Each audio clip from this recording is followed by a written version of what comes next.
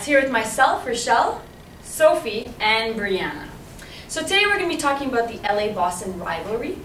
Obviously the prime time of that rivalry was during the 1980s. I mean, just looking back at those videos of the highlights, the titles, the standings, even the stats, it's impeccable. So, but before we touch base on that rivalry, we will take a look at the history of this amazing sport, how it has evolved here in Canada, and how it has become today. Yes, so a little bit on the invention of the game. Were you guys aware that it is one of our own, a fellow born Canadian, who invented the game of basketball? Really? Well, indeed, it was Dr. James Naismith, born in Almonte, Ontario, Canada, right next door to us, in 1891. He graduated from McGill University and Presbyterian Theological College. So in 1891, he was actually a physical education teacher in a school in Springfield, Massachusetts. This school was known as the International Young Men Christian Training School. Quite the long title. Indeed. So at the school, he was asked to come up with a task and to create an indoor sports activity that he could present to his students. And this is where he came up with the idea of basketball. He was inspired by a game he played as a kid known as Duck on a Rock.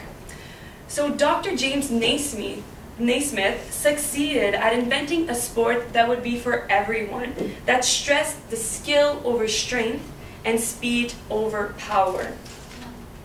And not only is Naismith a fellow-born Canadian, but he is a modest man as well. He was asked to name this game and was proposed the name Naismith Ball. However, he did not like having his name in the title, and he suggested to name it something more basic, general for everyone, and that is where he came up with the name basketball. So the first game of basketball ever played was on December 21st, in 1891. 9 players were playing on each team, and this game lasted 30 minutes, 2 halves of 15 minutes each. The final score was 1-0, a very low score that we are not used to today. So that first game was played in the United States. Yes, the first game of basketball was played in the United States, not in Canada. But let us not forget, Naismith is a Canadian. And a fun little fact for you all, did you know that 10 players that played in this first ever game of basketball were from Quebec? Wow. Alright, now for the rules of basketball. Naismith obviously came up with a lot of them. He came up with those 13 original rules. Most of them have stayed throughout the years, however, some of them have obviously altered a bit. So Dr. Naismith observed that many injuries would happen in the goal zone while everyone was running around trying to get the ball, obviously. So the rule of no dribbling, that's Naismith who involved that in the game of basketball to start with. So what that would be is the person with the ball, they would not be able to move, they had to stay in one spot. So to get the ball up the court, back court, whatever, you had to pass the ball. Obviously there was a bit of leeway, right? So the person that was catching the ball, to be able to stop, could take a couple of steps. Alright? So I'm just going to mention 3 rules out of the 13 that have evidently changed.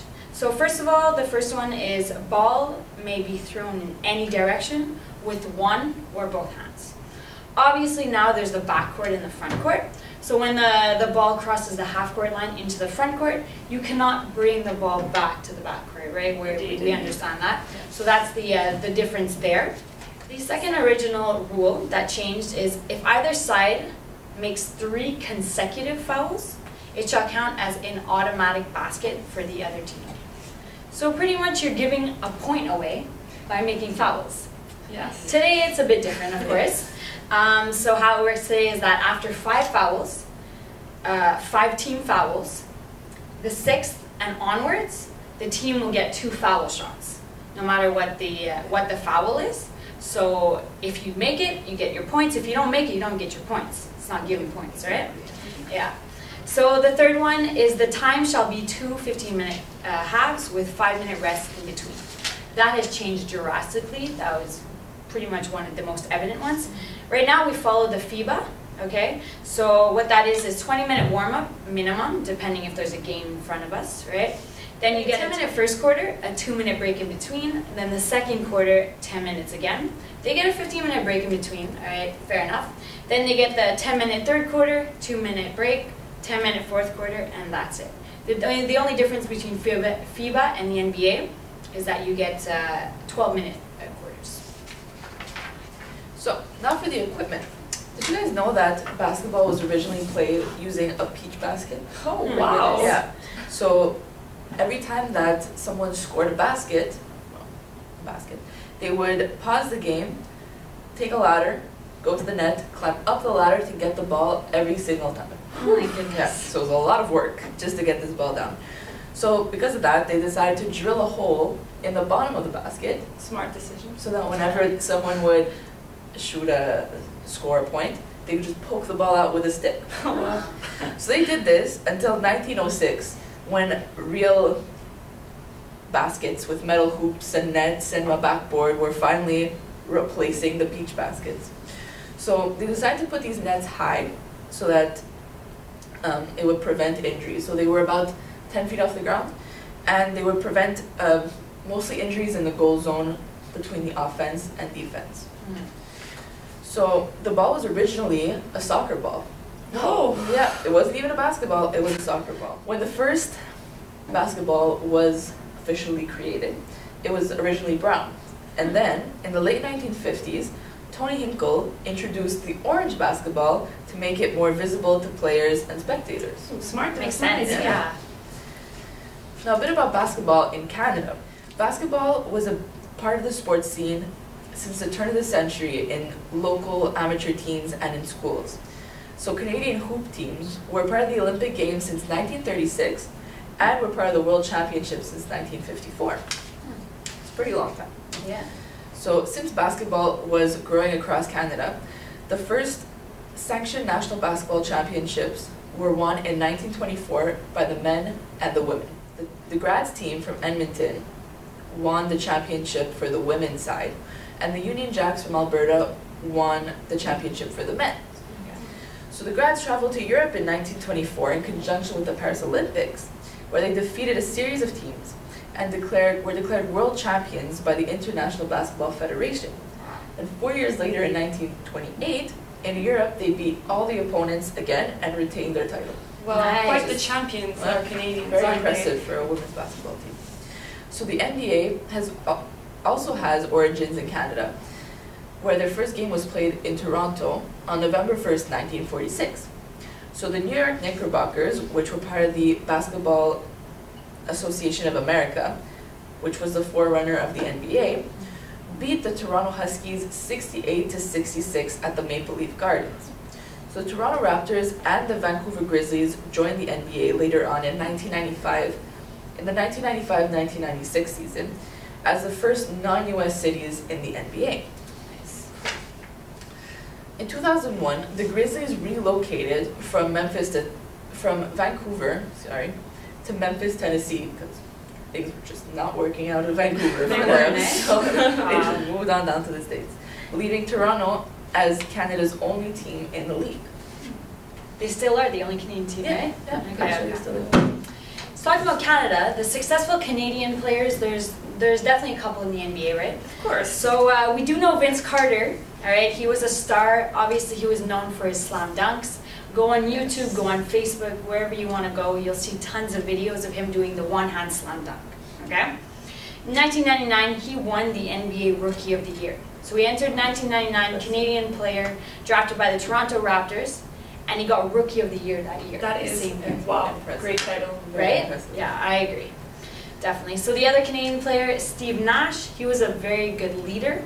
He was the point guard on the Phoenix Suns, which was the team that he played most of his career with, right? In 2005, he won the league's MVP award, so most valuable player. That's not even the best part. What is He was it? the first Canadian ever to win it. Oh, wow. Canada was so proud. I remember that. I Definitely. mean, he's Canadian, right? Exactly. Exactly. Makes everything better.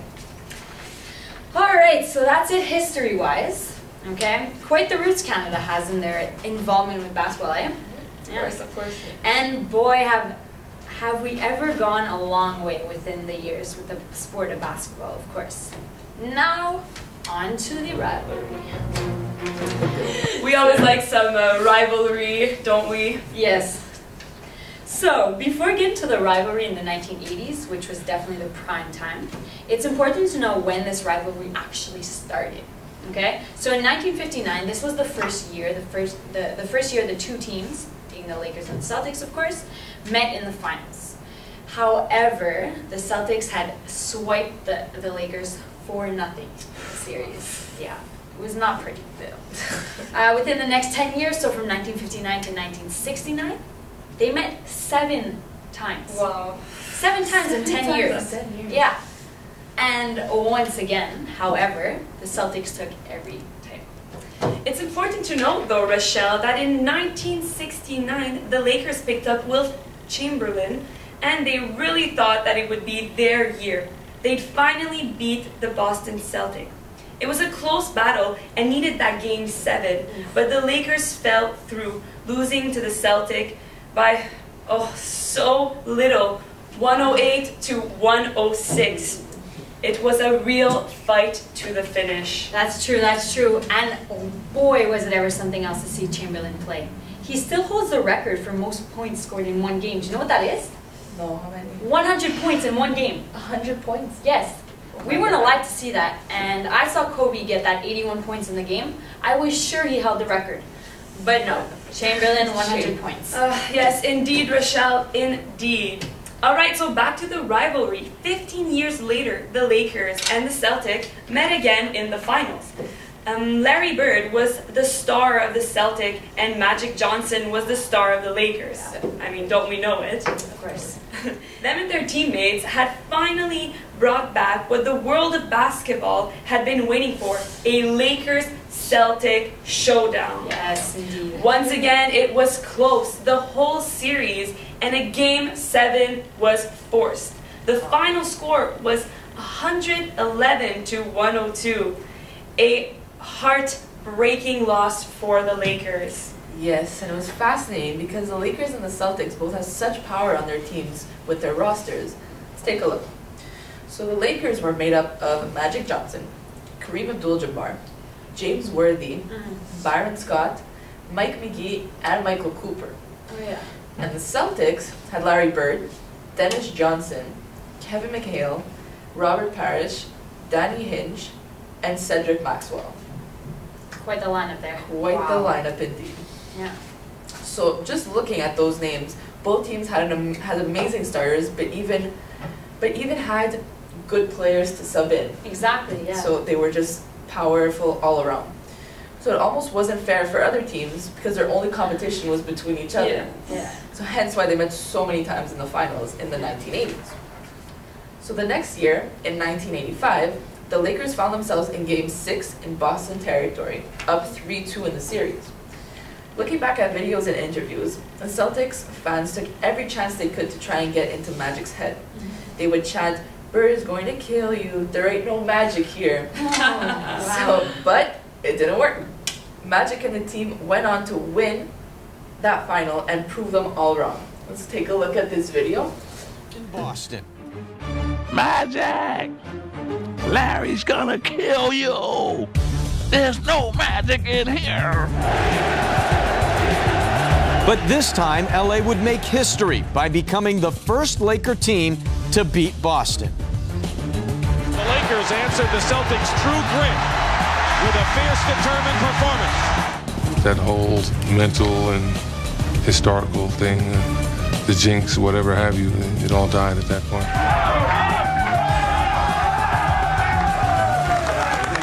Does America believe in magic? You bet we do. And when LA beat Boston again in 1987, Magic even made a believer out of Bird. Magic's just a great basketball player. He's the best I've ever seen, you know. Unbelievable. I don't know what to say. Just 2 years later, in 1987, Lakers found themselves back in Boston for Game 7, all tied up 3-3 in the series. They won that game, taking the back-to-back title after 8 previous final confrontation and Celtic wins between the two teams. Yes, and that last Laker championship was the last time these two teams would meet for another 21 years. Wow, That is a long time, Rochelle. It is, Sophie. They didn't meet till that year in 2008. Obviously now the brilliant Kobe Bryant, which we all know today, was in the lineup with help from the small but fierce Derek Fisher. There was also guys like Ron Artest, Lamar Odom, Andrew Bynum, and of course Pau Gasol.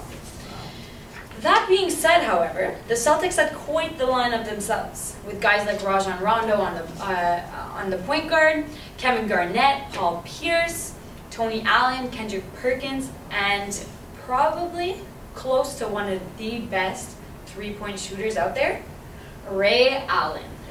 Man, that guy could shoot. Yes, indeed, he can shoot. Wow. So like Rochelle was saying, they met again in 2008, in the 2008 finals, excuse me. The series went up to the 6th game, where the Celtics snatched the win, 131-92. It seemed as though the Lakers didn't choose to show up for this game. Honestly, where were they? However, the next year, the Lakers won the title. Not against the Celtic, of course. Right, that was the one against the Orlando Magic. Yeah, that's true, yeah. Right, and the following season, in 2010, they met each other again in the finals. Both clubs had quite the roster, around the same main players as in 2008 when they had met last. The series was pushed to the Game 7, which was held at the Staples Center in Los Angeles, California. The Lakers used their home court advantage and pulled away with the tight win of 83-79. Ooh, wow. Wow. Yes, was that ever a close game. So a real battle until the finish that would have easily gone either way, in my opinion. Yeah, definitely. So now, folks, that was the last time those two met in the final of the NBA, and I don't know when their next confrontation will be. We'll have to sit tight and wait and see if the Celtics, who have 17 titles right now, or the Lakers, who now have 16, will be able to add any other titles to their franchise. That's right, Brianna. Very, very tight. But with all the top teams in the league right now, could be a while. However, for now we have all that we have just talked about, and hopefully we will be able to witness this epic rivalry once again sometime. I hope so. Me too. That would honestly. be amazing. Yeah. Alright, that's it for us. Thank you for joining us, myself, Rochelle, Sophie, and Brianna on Sportscast. Until next time. Woo!